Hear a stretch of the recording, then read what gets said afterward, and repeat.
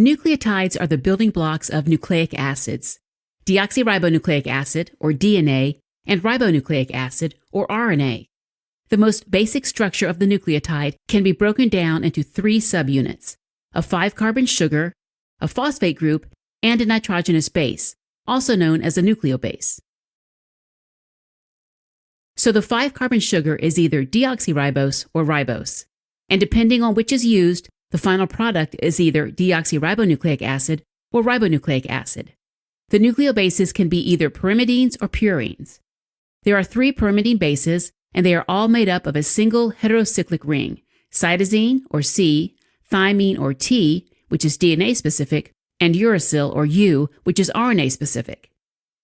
There are 2 purine bases, adenine, or A, and guanine, or G, and they're made up of 2 rings. Now, if we link up just the sugar and the nucleobase, we've got ourselves a nucleoside. To make a nucleotide, all we've got to do then is add a phosphate group to the 5th carbon of the sugar on a nucleoside.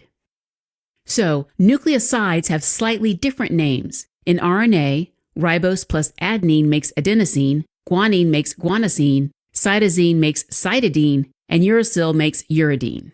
So adding a phosphate, the full name of RNA nucleotides would actually be adenosine monophosphate, or AMP, guanosine monophosphate, or GMP, cytidine monophosphate, or CMP, and uridine monophosphate, or UMP.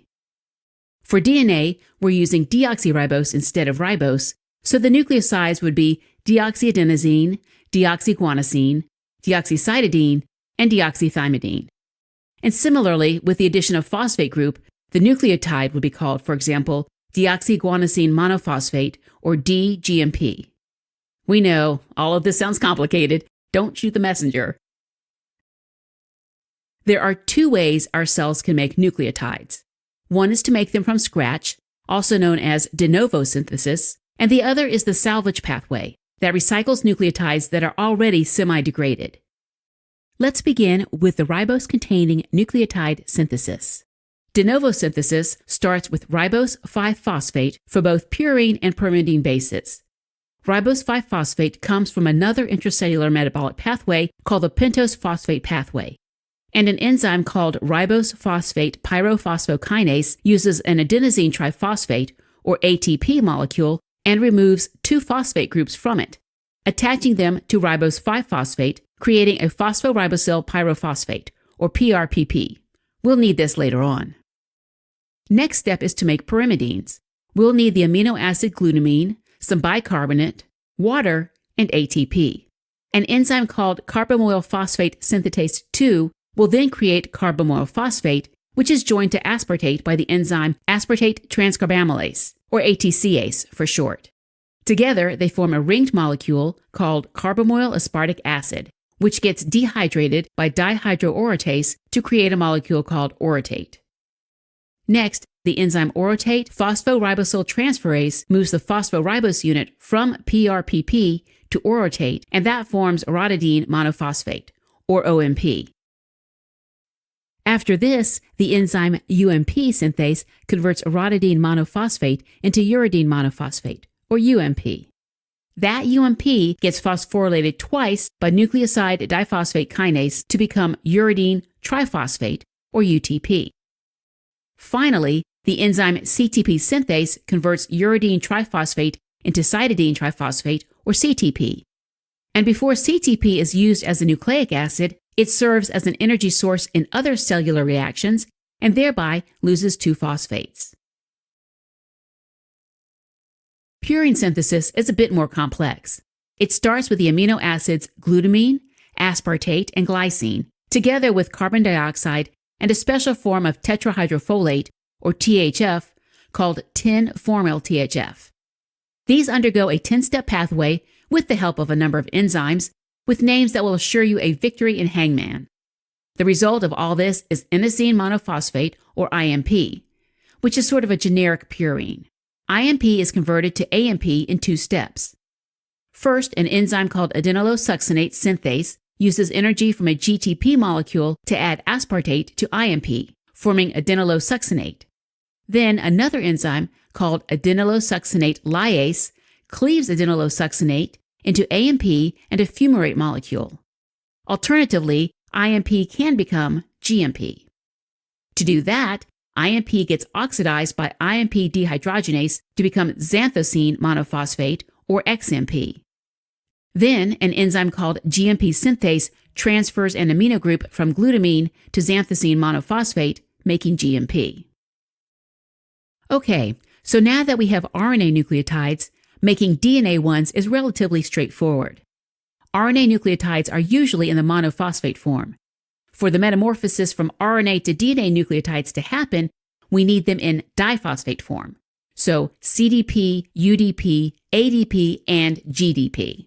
Next, an enzyme called ribonucleotide diphosphate reductase will reduce the ribose within them into deoxyribose, creating DCDP, DUDP, DADP, and DGDP. After this, they just need to lose a phosphate group, and we'll have DCMP, DUMP, DAMP, and DGMP. But something is missing, DTMP. Making this is also fairly simple.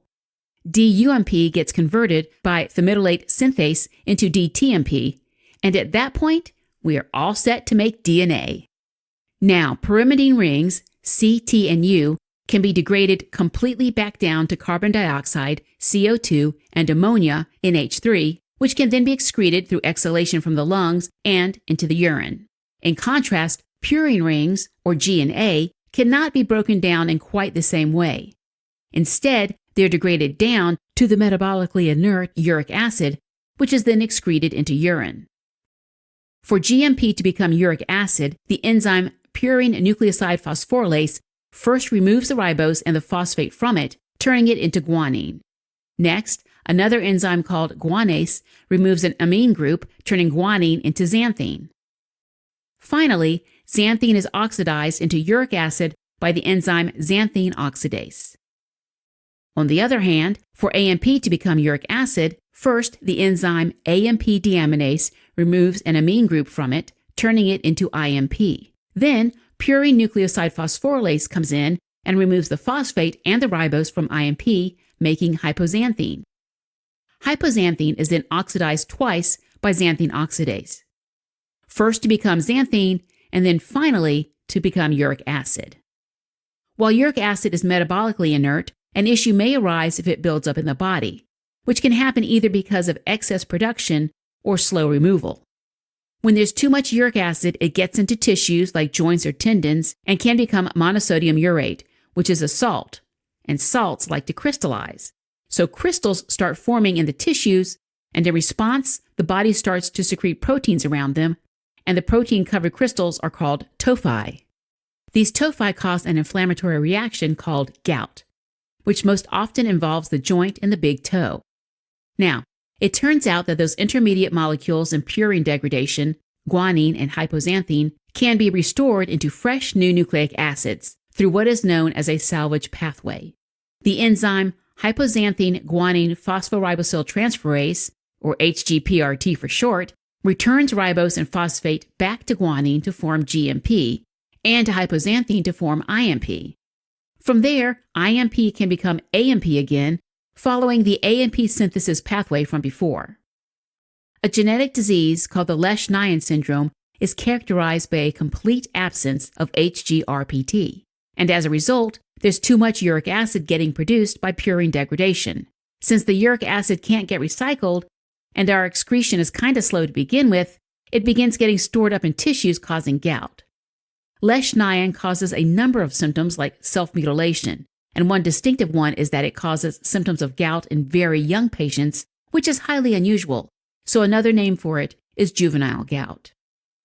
All right, as a quick recap, the nucleotide is a building block of DNA or RNA, and it's made out of 3 parts: the phosphate group, a 5-carbon sugar, and a nucleobase. The nucleobases are divided into purines, adenine and guanine, and pyrimidines, cytosine, thymine, and uracil. They are produced within the cytosol, either through salvage pathways or created anew through their respective pathways. For pyrimidines, we need the amino acids glutamine and aspartate, some bicarbonate, water, and ATP, and for purines, we need the amino acids glutamine, aspartate, and glycine, together with carbon dioxide and a special form of THF called tin-formyl THF.